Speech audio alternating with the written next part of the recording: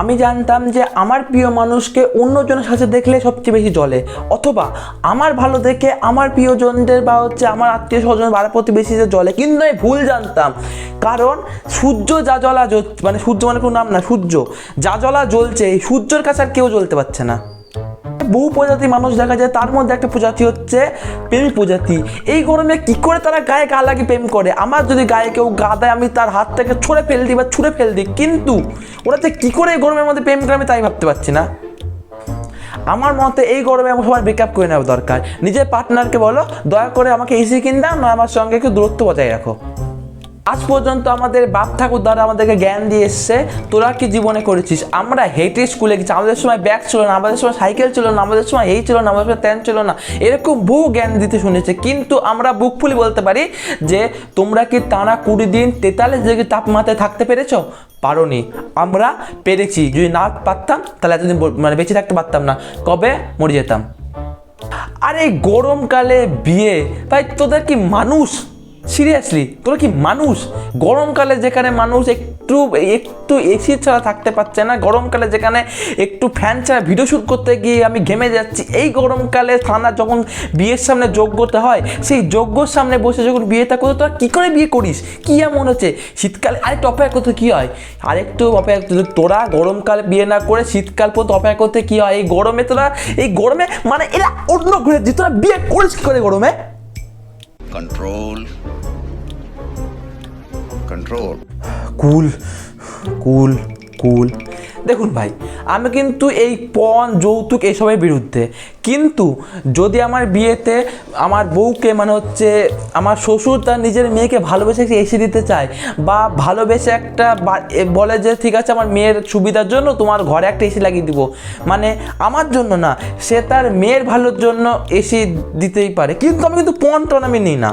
যদি শ্বশুর চায় যে তার মেয়েকে একটু সুখী রাখার জন্য সে আমার ঘরে এসি লাগিয়ে দিবে, তো দিতে পারো।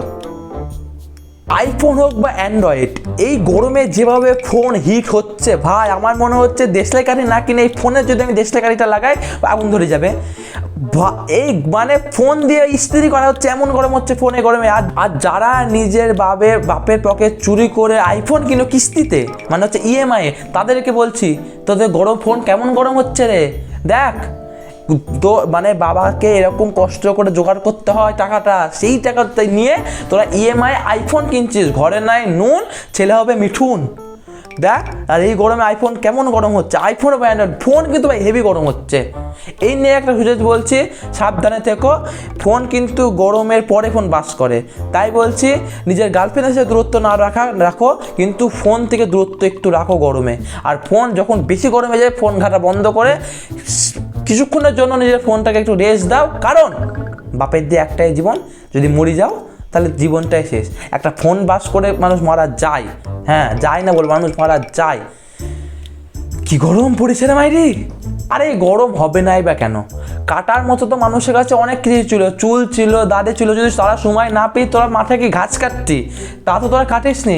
কাটার জন্য তোরা বেছে নিলি গাছকে, আর এই গাছ কাটার জন্য আজকে গরমটা এত বেশি। যদি গাছ না কাটে 20 দিন এই গরম সহ্য করতে হতো না, সহ্য করতে হতো 5 দিন, কারণ 5 দিন মাথায় বা 10 দিন মাথায় বৃষ্টি হতো, এই এতদিন গরম সহ্য করতে হতো না।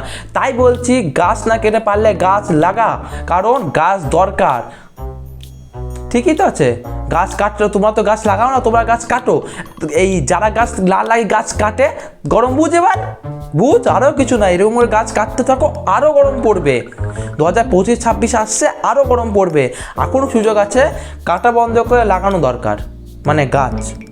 আরে গরমে মনে হচ্ছে 2-3 বার চান করি, ট্যাঙ্কির জল যখন পড়ছে গায়ে মনে হচ্ছে যেন এই গরম জলে ডিম সিদ্ধ হচ্ছে। আল্লাহ বিবি, ওইদিকে দুবাই হচ্ছে বন্যা, পশ্চিমবঙ্গ হচ্ছে দুবাই। যদি তোমরা পশ্চিমবঙ্গকে দুবাই করতে চাও, তাহলে ওদের মতো গরমটা না দিয়ে ওদের মতো টাকা পয়সা দাও, অন্তত বাড়িতে একটা এসি লাগাতে পারি, আর নয়তো 4-5টা বউ আনতে পারি যারা আমাকে সারাদিন বাতাস করবে। আরে গরমে আমি হাঁকতে গিয়ে ছাড়া চান করে চলে আসছি, এই গরমে আমি নিজে কনফিউজ হয়ে যাচ্ছি যে আমি হাঁকতে যাচ্ছি নাকি চান করতে যাচ্ছি।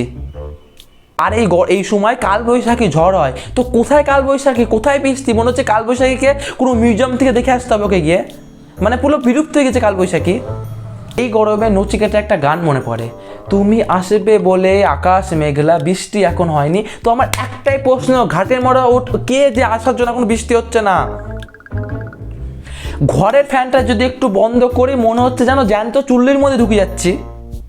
গরমে যখন হাঁপাতে না পরে বাইরে বেরোচ্ছি, বাইরে থেকে যখন আবার বাড়িতে ফিরছি, যখন জামাটা খুলছি, তারপরে বাবার আমাকে দেখে আর সুরে বাচ্চা গাল দেয় না, আমাকে জেব্রা বাচ্চা বলে গাল দেয়।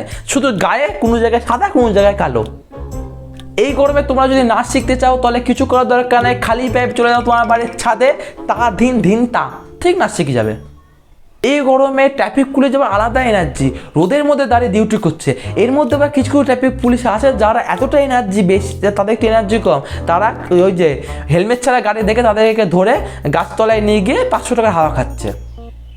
এর বেশি কিছু বলবো না।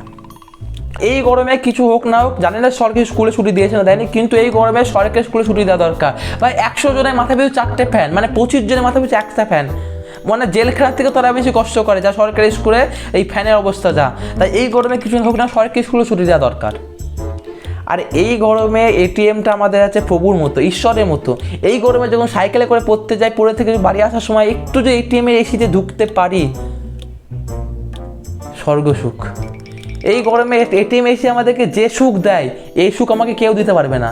তাই এই গরমে আমাদের পাশে কেউ থাকুক না থাকুক, এটিএমের এসি আছে। কি কথা, তোমাদের কথা ফিতে জ্ঞান দিই। দেখো, জ্ঞানী থেকে টাকা লাগে, আমাকে টাকা দেওয়ার দরকার, তোমার কথা ফিতে জ্ঞান দিই। প্রথম কথা হচ্ছে, এই গরমে কিছু করো না করো, কারণ জল ভালো করে খাও, কারণ শরীরে যদি তোমাদের জলের মাত্রা কমে যায়, তুমি না মানে তোমার বউকে অল্প বয়সে বিধবা হতে হবে, বা তোমার স্বামীকে অল্প বয়সে বউ হারাতে হবে। এই গরমে কিছু করো না, কারণ বেশি করে জল খাও। যদি বেশি করে জল না খাও তাহলে তোমাদের শরীরে জলের কমতি পড়বে, এবং কিছু না হোক তোমার বউকে হচ্ছে অল্প বয়সে বিধবা হতে হবে, বা তোমার স্বামীকে অল্প বয়সে বউ হারাতে হবে। আর একটা কথা তোমাদের বলি গাইস, একটা কথা, তারপরে ভিডিওটা কেটো। এই গরমে যখন ঘাম চুয়ে চোখের মধ্যে ঢুকে লবণ দক্ত জলটা, যা কষ্ট হয়, মানে এর চেয়ে বেশি কষ্ট হয় না। আমার হয়, আমি জানি না তোমাদের এই জিনিসটা হয় না বা না হয়, এই গরমে যখন ঘাম চুয়ে যখন চোখের মধ্যে ঢুকে মারাত্মক কষ্ট হয়। হ্যালো গাইস, আমি এমন একটা ইউটিউবার যে ভিডিও শ্যুট করার পর ভুলেই গেছি যে বলতে হয় যে জিটা ভিক্ষা দিতে লাইক কমেন্ট শেয়ার আর সাবস্ক্রাইব করে দিয়ে, এই কথা যে ভিডিও শেষ করার পর যে বলতে হয় বা লাস্টে কিছু এইগুলো বলে ভিডিও শেষ করে দেয়, ভুলেই গেছি গরমের জ্বালায়। তো ভাবো, তো হ্যাঁ, আমি এডিট করতে করতে আমার হুশ ফিরেছে যে আমাকে ভিডিও শেষে বলতে হবে যে লাইক কমেন্ট শেয়ার আর সাবস্ক্রাইব করে দিও। তাই না বললেই না, তাই জন্য আবার একটা এক্সট্রা ভিডিও আমি শ্যুট করে বলতে হচ্ছে যে প্লিজ লাইক কমেন্ট শেয়ার সাবস্ক্রাইবটা করে দিও। আর হ্যাঁ, করে দিও, কি আর বলবো, করে দিও। টাটা।